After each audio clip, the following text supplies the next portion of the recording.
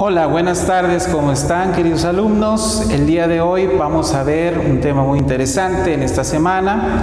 En esta ocasión vamos a ver lo que es el materialismo de Francis Bacon y de Thomas Hobbes, y vamos a ver cuáles fueron sus aportaciones. El objetivo de esta clase es describir los aportes teóricos al materialismo de Bacon y de Hobbes. Pero como siempre, primero que nada, me gustaría hacer una recapitulación de lo que ya se vio anteriormente.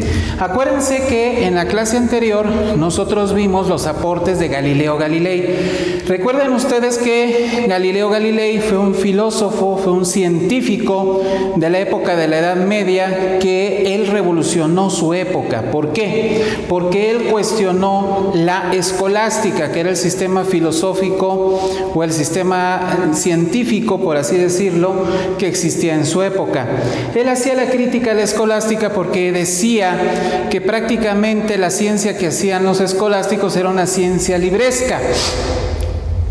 ¿Qué quiere decir? Galileo decía, bueno, un científico en la época que le tocó vivir, en el siglo XVI, siglo XVII, los científicos se iban a Aristóteles, se iban a las fuentes de Santo Tomás de Aquino para tratar de entender cómo funcionaba el mundo. Lo que decía Galileo Galilei es que la naturaleza solamente puede estudiarse a través de la experimentación y de las matemáticas, y no del estudio de la Biblia o del estudio de Aristóteles o de los escritos de Santo Tomás de Aquino o inclusive de San Agustín de Hipona.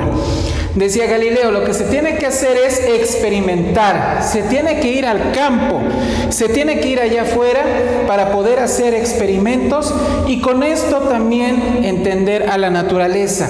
No solamente experimentos, sino también mediciones, utilizar las matemáticas, lo que les decía la vez pasada.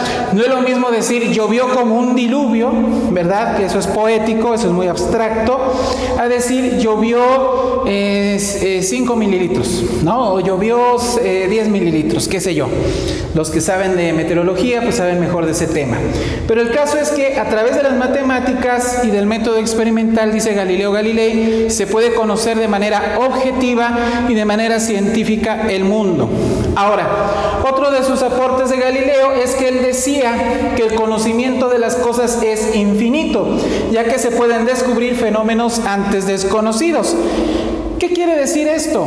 Que Galileo Galilei, él fue crítico del dogmatismo. ¿Qué quiere decir el dogmatismo? Aquella doctrina que dice que hay verdades predefinidas y que son eternas. La Iglesia Católica en la época de Galileo pues enseñaba verdades absolutas. Decía, por ejemplo, que Dios era trino y uno, que Jesucristo había resucitado, en fin, toda una serie de verdades absolutas y dogmáticas.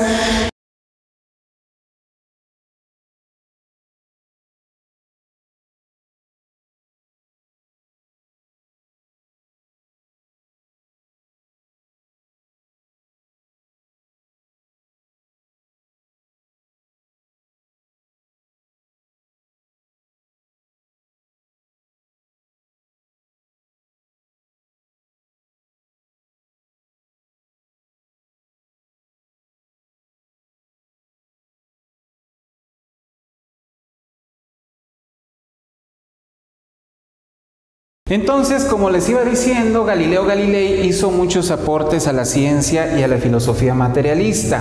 Se podría decir que él es uno de los padres del método experimental, él hace la crítica a la escolástica y también se puede decir que es el padre de la dinámica porque él descubre que la materia tiene movimiento y que no solamente eso, él hizo varios experimentos donde descubrió que objetos de diferente tamaño caen al mismo tiempo en la misma velocidad al vacío.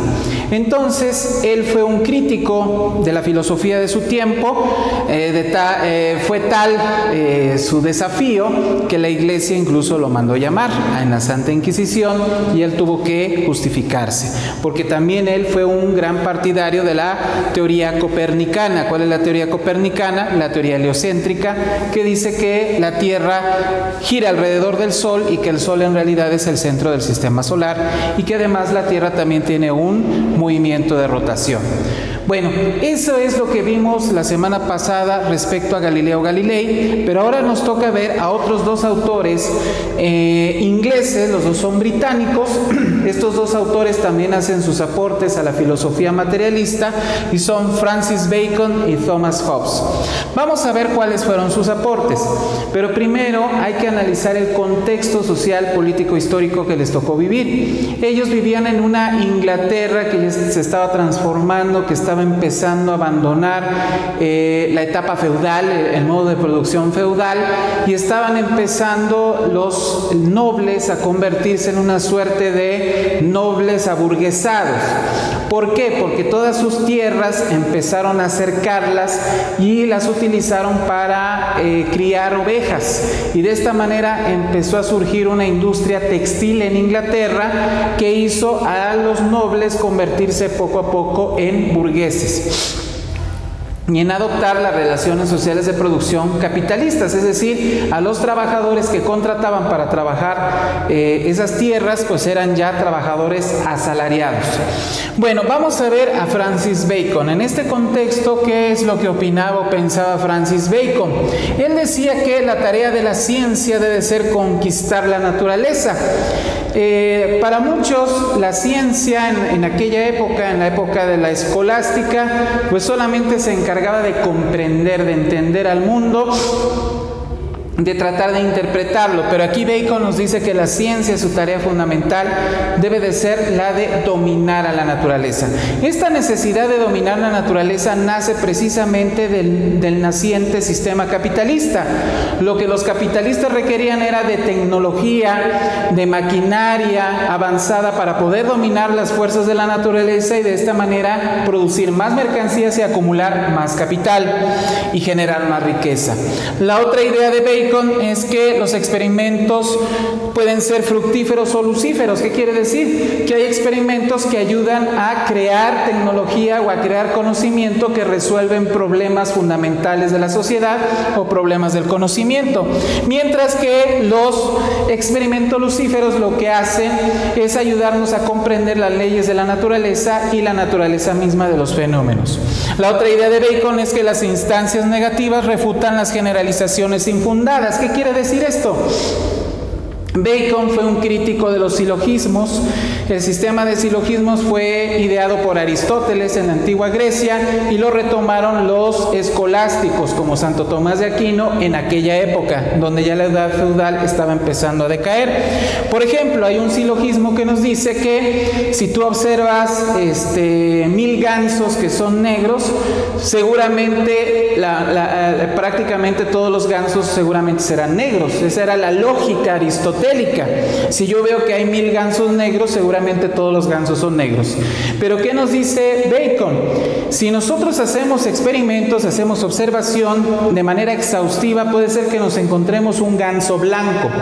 Por lo tanto, no todos los gansos son negros, y eso refuta de alguna manera las generalizaciones poco fundadas. Y eso fue una de las innovaciones, o eso fue uno de los aportes de Bacon. La otra idea de Bacon es que la deducción y la inducción son necesarias en la investigación. ¿Qué quiere decir? Él decía, la deducción es buena. La deducción era dominante en aquella época, en la cual nosotros podemos hacer abstracciones de la realidad, teorías sobre la realidad, podemos especular. Pero la inducción, que es el analizar por partes, ir de lo particular a lo general, en la investigación también es necesaria para de esta manera generar conocimiento.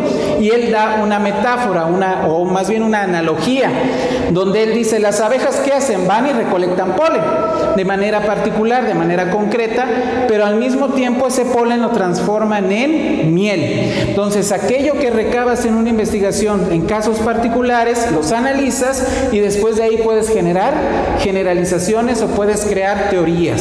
A eso es a lo que se refiere en la combinación del método inductivo y deductivo.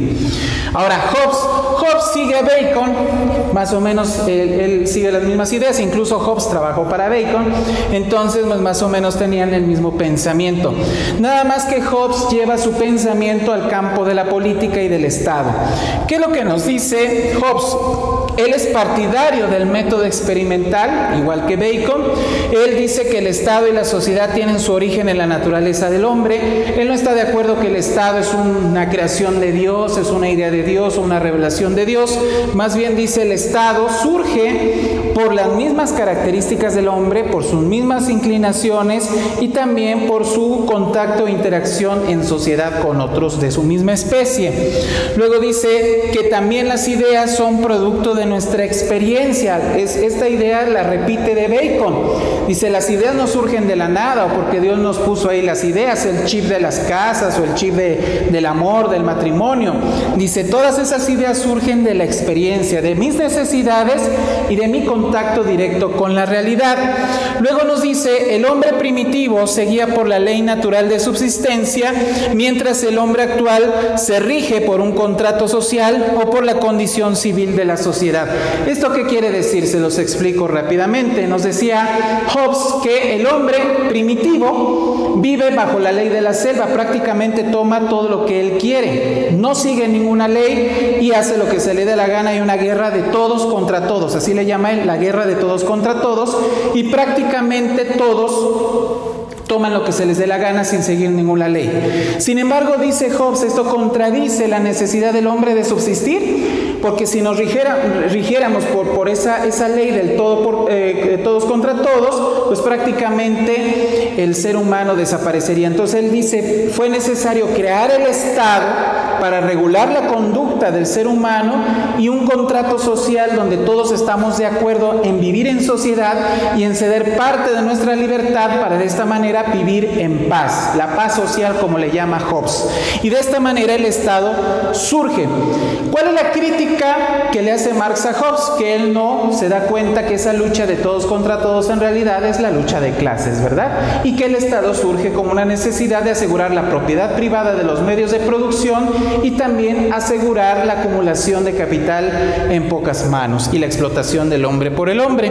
Entonces, esto es lo que les quería decir en esta ocasión, cómo se manejan las teorías de Bacon y de Hobbes y cómo ellos siguen continuando desde Inglaterra la tradición de la filosofía materialista, y así vemos cómo la historia de la filosofía se va desarrollando a lo largo de los siglos recientes. Bueno, por el momento sería todo. Si tienen alguna duda me lo hacen saber y con mucho gusto yo se las despejo. Gracias.